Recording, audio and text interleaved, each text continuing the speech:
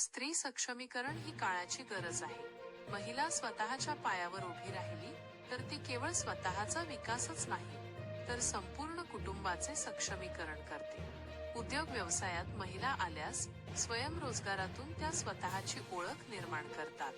स्वयंरोजगार स्वतःपुरता मर्यादित न ठेवता त्यातून पुढचे पाऊल टाकत महिलांनी उद्योजकतेकडे वळायला हवे, असे मत सावित्रीबाई फुले पुणे विद्यापीठाचे प्राध्यापक कुलगुरू डॉक्टर पराग काळकर यांनी व्यक्त केले.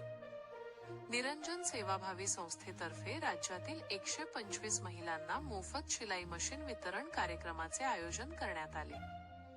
सीए दुर्गेश चांडक म्हणाले, महाराष्ट्रातील आर्थिकदृष्ट्या दुर्बल महिलांना रोजगार व स्वावलंबनाची संधी उपलब्ध करून देण्याच्या उद्देशाने 125 महिलांना शिलाई मशीन मोटारसह देण्यात आले.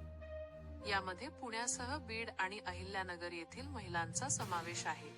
महिलांना स्वतःच्या पायावर उभे करण्याच्या दृष्टीने संस्था प्रयत्नशील असून शैक्षणिक क्षेत्रात देखील 25,000हून अधिक विद्यार्थ्यांपर्यंत पोहोचली असल्याचे त्यांनी सांगितले. जे आमच्यासाठी करतात त्याच्याबद्दल मला आभार मानताना जेवढं काही बोलण्याची इच्छा आहे ती कमीच पडत आहे. पण मला असं इच्छा होती भरपूर दिवसांना की मी शेती करत करत कोणता तरी धंदा करत जोड व्यवसाय करत, पण ते स्वप्नात देखील नव्हतं की माझ्या नशिबात येऊ शकेल. पण असं एक दिवस असा आला की मॅडमने सांगितलं की निरंजन सेवा म्हणून यातर्फे मशीन वाटप करणार आहे, त्यामध्ये तुमचं नाव आहे. मग मी माझ्या मनाला असं वाटलं की मी इथपर्यंत पोहोचेल की नाही. पण हे जर कोण मोजणे पैसे घेऊन तिकिटाला पैसेही नव्हते, मग इथपर्यंत आले आणि मी अशा डोळे भरून पाहिलं की खरंच खऱ्या देवच आहेत आमच्यासाठी आणि एक देवाच्या रूपात मी काय कार्य करणार. माझ्या लेकरांना शिकवण्याची इच्छा आहे.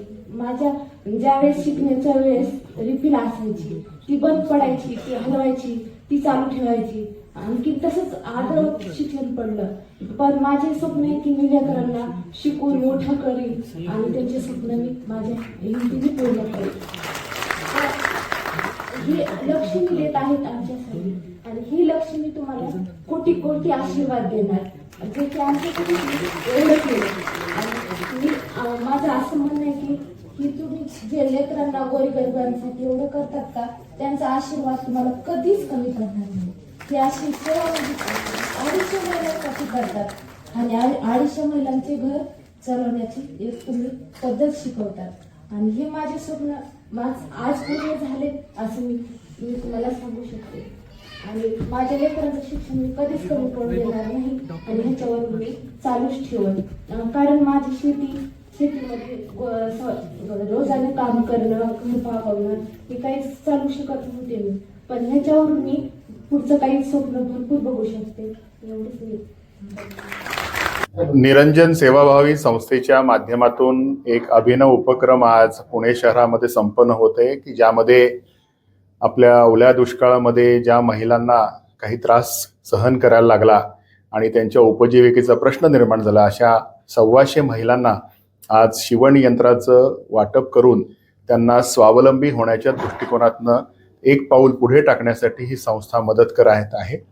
त्यांनी तिथे जाऊन सुद्धा बरेचसे उपक्रम हाती घेतले जेणेकरून शाळांचं पुनर्वसन असेल, विद्यार्थ्यांना शैक्षणिक साहित्याचं वाटप असेल. परंतु हे सगळं करताना त्यांच्या लक्षात आलं की शेवटी हाताला काम आणि चरितार्थाचं साधन उभं राहणं महत्त्वाचं आहे आणि त्यासाठी त्यांच्या जे सगळे डोनर्स आहेत त्यांनी CSRच्या माध्यमातून त्यांना भरघोस मदत केली आणि ती मदत त्यांच्यापर्यंत पोहोचवण्यासाठी खरं म्हणजे आजचा हा उपक्रम आहे. आपण नेहमी म्हणतो की जीवने यावदादानम स्यात् प्रदानम ततोधिकम इत्येषा प्रार्थनास्माकम भगवत परिपूर्यताम. मला जे जे काही मिळालं आहे ते मला समाजाला परत देण्याची दानत माझ्यामध्ये निर्माण झाली पाहिजे. त्यामुळे या संस्थेचे सर्व अध्यक्ष, उपाध्यक्ष, पदाधिकारी आणि संस्थेची जोडलेले सर्वजण शेवटी त्यांच्या कामाच्या व्यापातून वेळ काढून समाजासाठी काहीतरी देण्याचा प्रयत्न करतात. अशासारख्या उपक्रमाच्या पाठीशी नेहमी आपण उभं राहिलं पाहिजे, समाजाने उभं राहिलं पाहिजे. कारण अनेक प्रश्न उभं राहतात, ते कदाचित परिस्थितीमुळे असतील, क्लायमेट चेंज सारखा विषय आपण ऐकतो, त्यामुळे त्याच्यामध्ये अनेक लोकांना या सगळ्या दुष्काळ, ओला असेल कोरडा असेल, आज जो ओला दुष्काळाचा प्रश्न निर्माण झाला तो खरं म्हणजे त्या भागात कित्येक वर्ष झालेला नव्हता, म्हणजे किंवा पहिल्यांदाच झाला असं आपल्याला म्हणता येईल.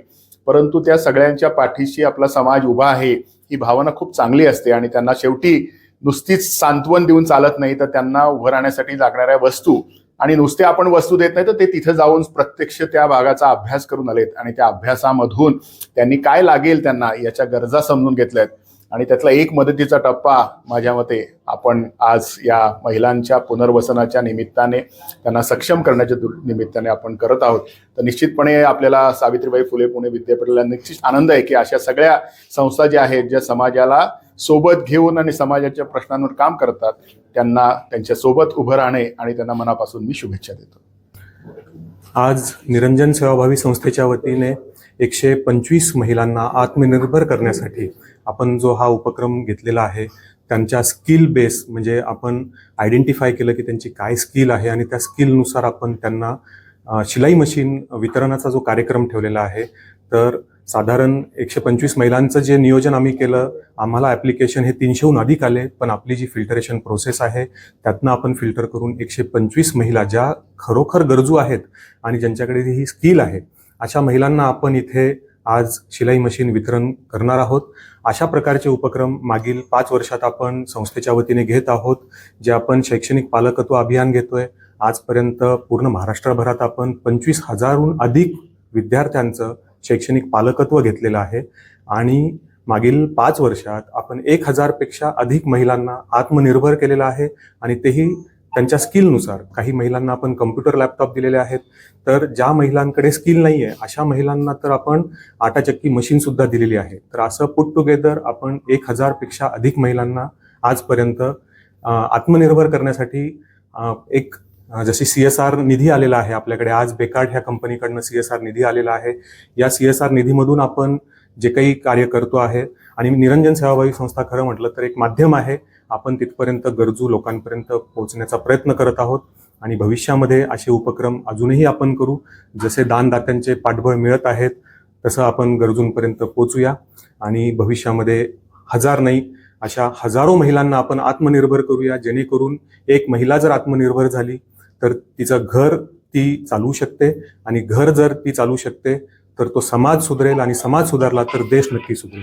धन्यवाद. कुठल्या महिला यांचं सिलेक्शन यात केलं? आता या 125 ज्या महिला आहेत त्या पुणे जिल्हा, बीड जिल्हा आणि अहिल्यानगर जिल्हा या 3 जिल्ह्यांमधून आपण महिलांचं सिलेक्शन यामध्ये केलेलं आहे आणि या महिला आज सकाळी नगर आणि बीड जिल्ह्यावरून साधारण 10-10:30 पर्यंत आपल्याकडे पोहोचलेल्या आहेत आणि पूर्ण प्रोसेस ही ट्रान्सपरंटली आपण केलेली आहे. त्यांचे आधार आपण चेक केलेले आहेत, त्यांचं बॅकग्राऊंड चेक केलेलं आहे. ही जी पूर्ण प्रोसेस आहे यामध्ये आपली पूर्ण बीडची टीम, नगरची टीम आणि पुण्याची टीम इंडिपेंडेंटली काम करत होती. डॉक्युमेंटेशन पूर्ण प्रॉपर आहे आणि म्हणूनच बेकार्ड सारखी MNC कंपनी आहे, मल्टीनॅशनल कंपनी, आणि इतर कंपन्या सुद्धा जे आमचे रिपीट डोनर आहेत, जे CSR आम्हाला वारंवार किंवा ATG असल्यामुळे जे आमचे रेग्युलर डोनर आहेत हे वारंवार आम्हाला रिपीट डोनर लाभलेले आहेत आणि त्यामुळे आम्ही हे कार्य करू शकतो. आज मैं बहुत ही आभारी हूँ NSSO का, निरंजन सेवाभावी संस्था का, जो ये काम कर रहे हैं. हम as a company, Bekaert multinational company है, बेल्जियम की कंपनी है. हम देखते हैं जब बाहर जाते हैं तो कितनी महिलाएं सक्षम होती हैं. हमारे देश में अगर जो महिलाएं सक्षम होंगी तो देश विकास करेगा. आप कोई भी देश उठा लीजिए, जो भी देश विकसित है आज के रेट में, महिलाएं सबसे ज़्यादा सक्षम है. तो निरंजन सेवाभावी संस्था ये जो काम कर रही है महिलाओं को सक्षम बनाने की, ये हम लोग अग्रसर हैं. हम लोग इसमें पार्टनरशिप दे रहे हैं और हमारा एक छोटा सा जो योगदान है वो सक्षम बनाए महिलाओं को, जिसे देश खड़ा होगा. इसीलिए हम इसमें कार्यरत हैं. मैं बहुत बहुत आभारी हूँ, मैं बहुत बहुत शुक्रगुजार हूँ निरंजन सेवाभावी संस्था का. और हम इस थोड़ा सा जो भी चीज़ कर पाएँ age a company, as a person, as a individual, हमको करना चाहिए. बस इतना ही इतनी मेरी प्रार्थना है. बस.